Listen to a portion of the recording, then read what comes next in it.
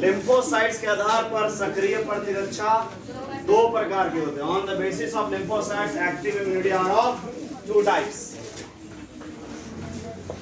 देखो सबसे पहला नंबर लिम्फोसाइट के आधार पर कितना प्रकार? सबसे पहला बोलिएगा cell mediated immune system, cell mediated immune, और इसी का दूसरा नाम है सेलुलर इम्यूनिटी। सेलुलर इम्यूनिटी जिसका फुल फॉर्म है, बोलो CMIS।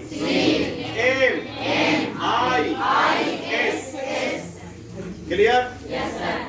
अब बात करते हैं सेल मेडिएटेड इम्यून सिस्टम यानी कि सेलुलर इम्यूनिटी, जो CMIS के नाम से भी जो NCERT का 7वां क्वेश्चन में है, जाके देख लीजिए। एक्चुअली इसके अंतर्गत एक लिम्फोसाइट आता है जिसका नाम है T लिम्फोसाइट। क्या आते हैं? तो हम बोल सकते हैं सेलुलर इम्यूनिटी के अंतर्गत कौन सा लिम्फोसाइट आता है? T lymphocyte. और ये T लिम्फोसाइट जो है वो 4 प्रकार के सेल्स का फॉर्मेशन करता है। कौन? T lymphocyte. कितना प्रकार? 4 प्रकार। ये चारों ध्यान से समझना। सबसे पहला जो T लिम्फोसाइट का सेल है उसका नाम है, बोलिएगा हेल्पर T से, हेल्पर T से। जो दूसरा है उसका नाम है, बोलिएगा किलर T से, और तीसरा जो है सप्रेसर T से, और सबसे लास्ट मेमोरी T से। तो ये 4 प्रकार के सेल हैं जो किसके अंतर्गत आते हैं? T लिम्फोसाइट किसके अंतर्गत आता है? CMIS का फुल फॉर्म क्या है? क्या? क्लियर? अब दूसरा नंबर का जो सेल है, सेकेंड नंबर, जिसका नाम है, बोलिएगा ह्यूमोरल इम्यूनिटी। इम्यूनिटी और यानी कि या बोलिएगा anti body mediated immune system. Clear? बताओ AMIS। क्लियर है? AMIS इसका फुल फॉर्म। अब सवाल कि जब सेल मेडिएटेड इम्यून सिस्टम के अंतर्गत कौन आया? इसके अंतर्गत आएगा कौन आएगा? T lymphocyte. बताओ T लिम्फोसाइट के अंतर्गत कितने सेल? 4। लेकिन इसके अंतर्गत कोई सेल नहीं है। इसके अंतर्गत आते हैं एंटीबॉडी। क्या आते हैं? एंटीबॉडी। यानी कि सवाल पूछेगा कि एंटीबॉडी का निर्माण किस इम्यूनिटी के अंतर्गत होता है? तो आंसर या antibody mediated immune system. Clear है? yes, जो क्या बनाएगा? एंटीबॉडी। और इधर है हेल्पर, किलर, सप्रेसर और मेमोरी। चलिए ये चारों सेल्स के बारे में समझते हैं जो किससे संबंधित है। अगर हम बात करते हैं हेल्पर का, तो हमारे बॉडी का चौकीदार कहा जाता है। हाँ, मैं भी चौकीदार हूँ। क्लियर? कौन? ये हमारे शरीर के हर एक हिस्सा में, हर एक भाग में लगातार घूम रहा है 24 घंटा, और ये हमारे इम्यून सिस्टम को सूचना प्रदान करता है कि हमारे बॉडी में कोई घुसपैठ या घुसपैठ कर गया। क्लियर? तो इसका काम है केवल ये बताना हमारे इम्यून सिस्टम को कि हमारे बॉडी में कोई रोग कारक प्रवेश कर गया है। क्लियर? कौन? किसका काम है ये? जी, हेल्पर सेल। क्लियर है?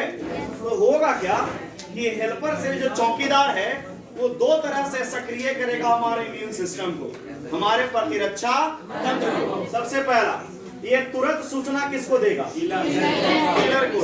प्लस मतलब पॉजिटिव रिस्पांस, भैया कोई प्रवेश, और ये तुरंत सूचना देगा किसको? बी लिम्फोसाइट को।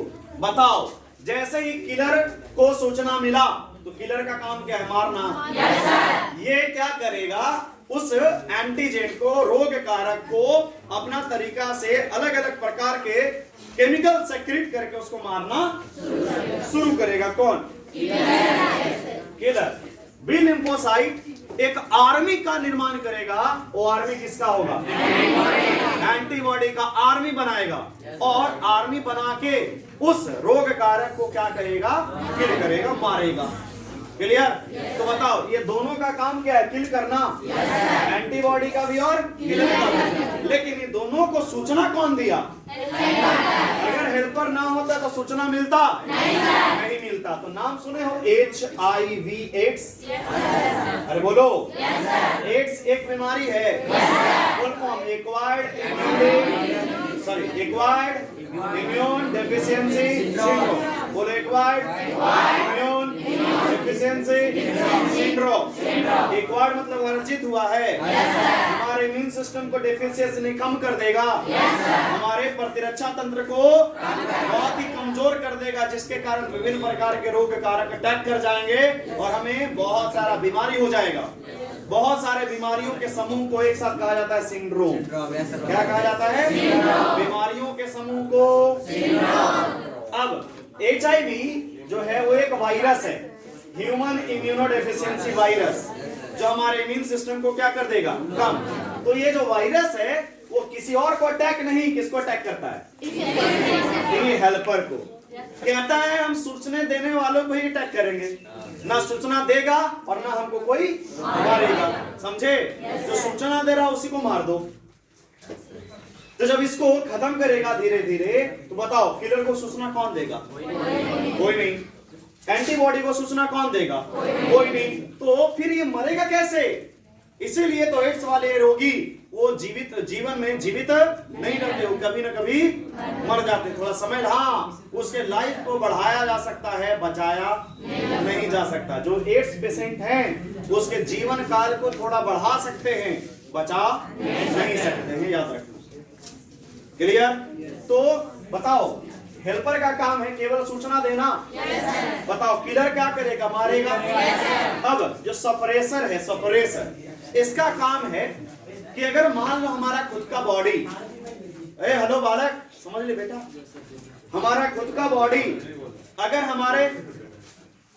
हम बोल रहे हैं, हमारा खुद का बॉडी का एंटीजेन, खुद के बॉडी का एंटीजेन हमारा इम्यून सिस्टम पहचान रहा है, और बाहरी को भी पहचान रहा है। लेकिन ये सप्रेसर हमारे इम्यून सिस्टम को याद दिलाता है कि अपना है, पराया है। ये हमारे इम्यून सिस्टम को रोकता है अपने एंटीजन को मारने के लिए। समझे? रोकना यानी कि सप्रेस करना। अरे बोलो। तो ये सप्रेसर का काम क्या है? कि हमारे खुद के एंटीजन को बताना हमारे इम्यून सिस्टम को कि ये अपना है, इसको तुम मारो मत, जो पराया है उसको मारो। अरे बोलो। होगा क्या? ये जो किलर है, किलर का काम है मारना, लेकिन है क्या कि ये मारते रहेगा। जब रोग कारक मर गया फिर भी मारते रहेगा, यानी कि अपना सेल को भी मारना शुरू कर देगा। तब तुरंत वहां प्रकट होगा, हेलो हेलो नारायण नारायण, रुक जाइए भगवान, रुक जाइए। कौन कहेगा? यापन है, आपन, थांबा थांबा, हेलो चलो उधर देखो आया है घुसपैठिया, उसको मारो जाके। ये तुरंत बताएगा। कौन? सप्रेसर। तो बताओ, हेल्पर का काम सूचना देना, किलर का काम मारना, और ये अपना पराया में फर्क बताना। लास्ट ये सब देखते रहेगा कौन घुसपैठिया आया, किसको कैसे कैसे मारा गया, याद रखेगा सब। कौन? अगर दोबारा तुम आए बेटा, पहली बार तो समाज समझने में तुमको समय लगा था, गड़बड़ हो गया, आओ सेकेंड टाइम, तुमको ऐसा ऐसा खोपचों में पिला पिला के मारेंगे। कौन? ये सब याद रहेगा, और एक दो दिन, 2 साल नहीं, वर्षों तक याद रखता है कि तुम आए थे कभी, पहचानते हैं तुमको छोड़ेंगे नहीं। क्लियर? यस, ये खतरनाक सीसीटीवी कैमरा फुटेज है जो हर प्रकार के मेमोरी को ग्रहण करके रखता है। तो ये हमारे बॉडी का 2 प्रकार का क्या है, इम्यूनिटी है। किसके आधार पर? लिम्फोसाइट के आधार पर। क्लियर? तो सबसे पहला में हेडिंग डालिएगा सेल मेडिएटेड इम्यून सिस्टम या सेलुलर इम्यूनिटी।